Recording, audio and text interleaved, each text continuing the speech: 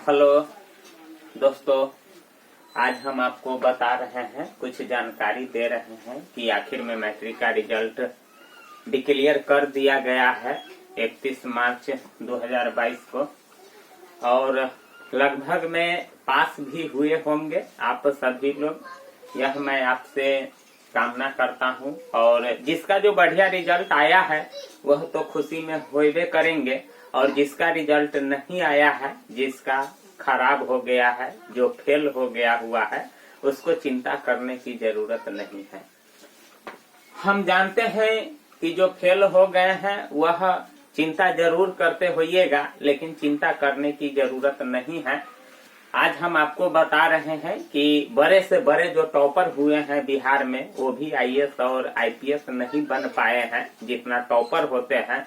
और मैट्रिक में जो कंपार्टमेंटल से एग्जाम देता है या किसी भी तरह से वह मैट्रिक और इंटर यानी कंप्लीट करता है और वह बाद में जा करके आईपीएस और यूपीएससी की तैयारी करता है और फिर उसको भी फाइट करता है, उसको भी वह निकालता है।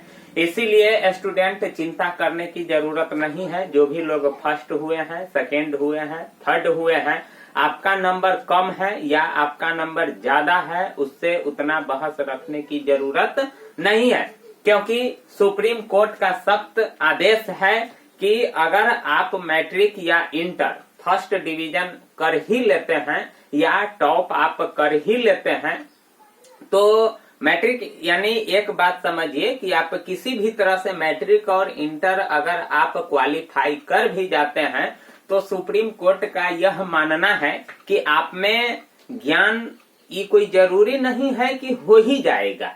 बात समझ रहे हैं कि नहीं स्टूडेंट, कि अगर आप मैट्रिक इंटर आप क्लियर कर भी जाते हैं तो सुप्रीम कोर्ट ये नहीं कहता है कि आप में जानकारी है। ये है, अगर आप कंपटीशन फाइट करते हैं तब आप में जानकारी है। तो दोस्तों देखिएगा कि अब जो भी नौकरी पेशा या जो भी सर्विस होता है उसमें अक्सर अब कंपटीशन कर दिया गया है।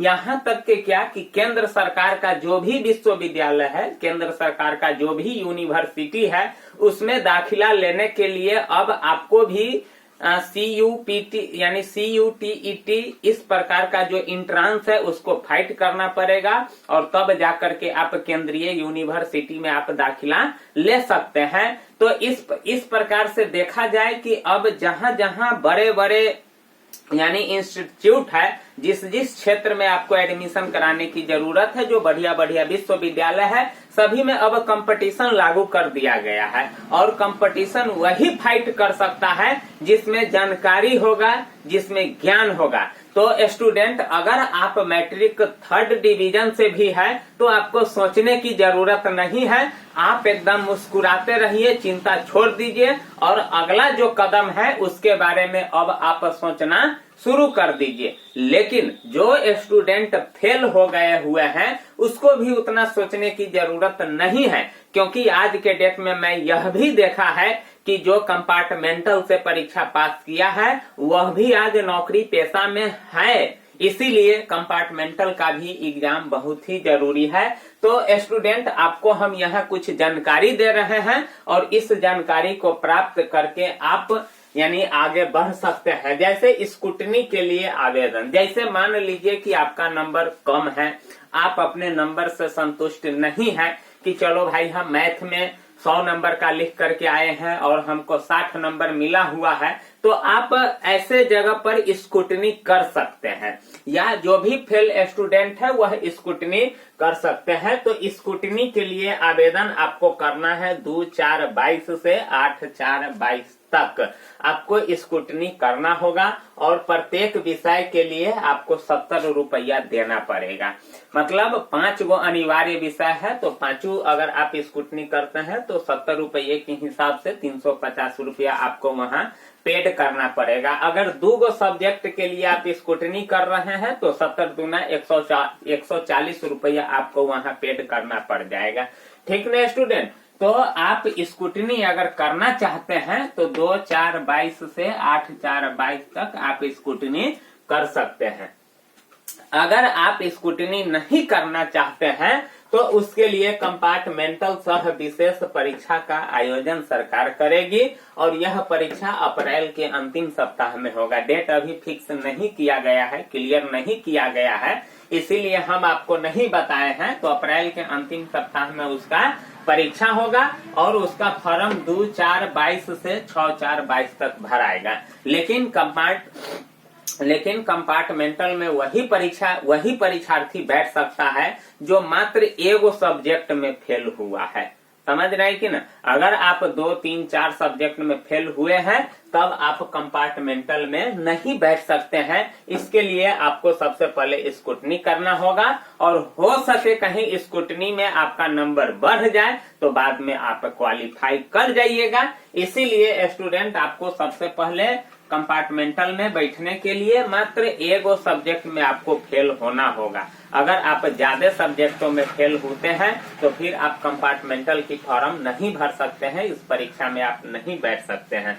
और इसके लिए अगर आपको ज्यादा जानकारी की जरूरत है तो टोल फ्री नंबर इतना पर आप संपर्क कर सकते हैं, इस पर आप फोन कर सकते हैं। और इसका जो वेबसाइट है secondary.biharboardonline.com पर भी आप संपर्क कर सकते हैं। तो इस प्रकार से आप अपने कदम को आगे बढ़ सकते हैं। इसीलिए हम आपको यही चीज बताएंगे, हम यही चीज समझाएंगे कि आप निराश मत होइए, निराश होने की जरूरत नहीं है। क्योंकि मैं भी शिक्षित हूँ, मैं भी मैट्रिक इंटर कर चुका हूँ और बीए भी कर चुका हूँ। तो स्टूडेंट हम भी जब डीएलएड में फॉर्म भरे हुए थे तो हम तो बिहार बोर्ड से हैं और वहाँ क्या हुआ था कि जब हम फॉर्म भरे हुए थे तो हमारा जो है 63 यानी परसेंटेज है मैट्रिक इंटर में। और वहाँ जो परसेंटेज जो मिलाया था ना, तो मैट्रिक का नंबर और इंटर का नंबर को जोड़ करके उसमें 2 से भाग कर दिया था और उसके बाद परसेंटेज निकाला था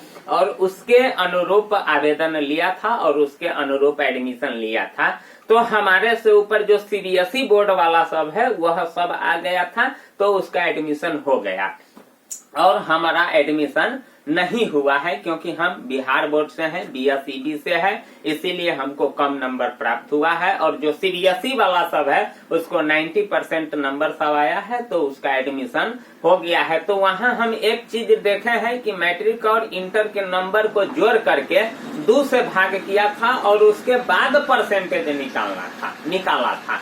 तो अब सोचिए स्टूडेंट कि अगर आप मैट्रिक में 3rd डिवीजन है, इंटर में अगर आपको हो सके कहीं 400 पार हो जाएगा तो फिर आप उसी स्थिति पर पहुंच जाइएगा जहां आप जाना चाहेंगे। तो स्टूडेंट ध्यान देने की जरूरत है। इसीलिए आज मैट्रिक का रिजल्ट आया है तो जो पास हुए हैं वह तो खुश होंगे, मिठाई बांट रहे होंगे, और जो फेल हुए हैं वह थोड़ा बहुत निराश हुए होंगे। लेकिन निराश होने की जरूरत नहीं है। लेकिन एक चीज है कि मेहनत करना चाहिए और मेहनत करने से ही मीठा फल मिलता है।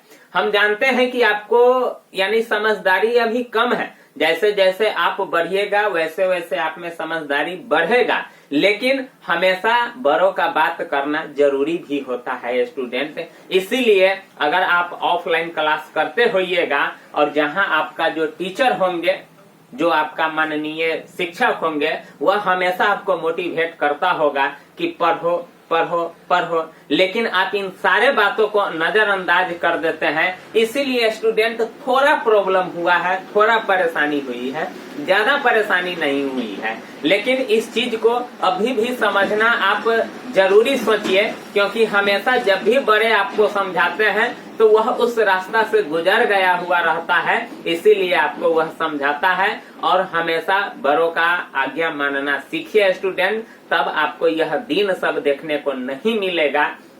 आप देख लीजिए जो भी सफल व्यक्ति हुए हैं, एक चीज स्टूडेंट, जो भी सफल व्यक्ति हुए हैं उसके पीछे का जो बैकग्राउंड है, उसके पीछे का जो हिस्ट्री है, उसको उल्टा करके देखिए, वह बहुत ही उसका जीवन संघर्षमय हुआ है। बात समझ रहे हैं कि ना? बहुत ही जीवन संघर्षमय हुआ है। और आप जानते हैं कि नहीं, पहले के ऋषि मुनि सब 6-6 महीना, 2-2 साल, 3-3 साल तपस्या करता था, तब जाकर के उसको मेहनत का फल मिलता था। और अभी के लोग सब क्या सोचता है कि एक दिन हम मेहनत करें और फल ज्यादा मिले। तो स्टूडेंट, तो दोस्तों इस प्रकार का सोच गलत है।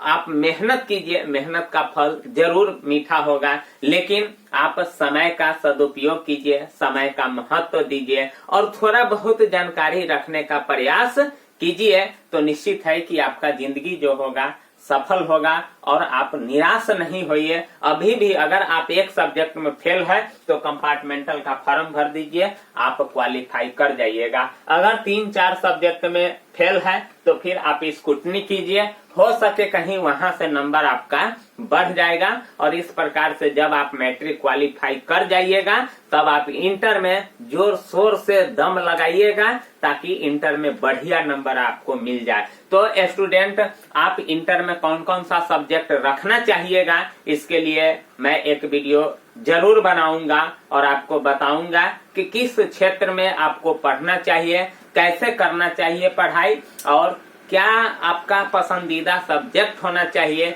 इन सारे चीजों की जानकारी बताऊंगा स्टूडेंट। तो यह लंबा वीडियो हो जाएगा, इसीलिए दूसरे वीडियो में मैं आपको बताऊंगा। इसीलिए प्लीज चैनल को जरूर सब्सक्राइब कर लीजिएगा, लाइक कर दीजिएगा और शेयर भी कर दीजिएगा और एक कमेंट भी कर दीजिएगा, तब जाकर के हमको मन में संतुष्टि होगी कि मैं जो बता रहा हूँ वह अच्छा है कि खराब है। तो स्टूडेंट प्लीज जरूर कमेंट कीजिएगा, जरूर बताइएगा। थैंक यू, धन्यवाद।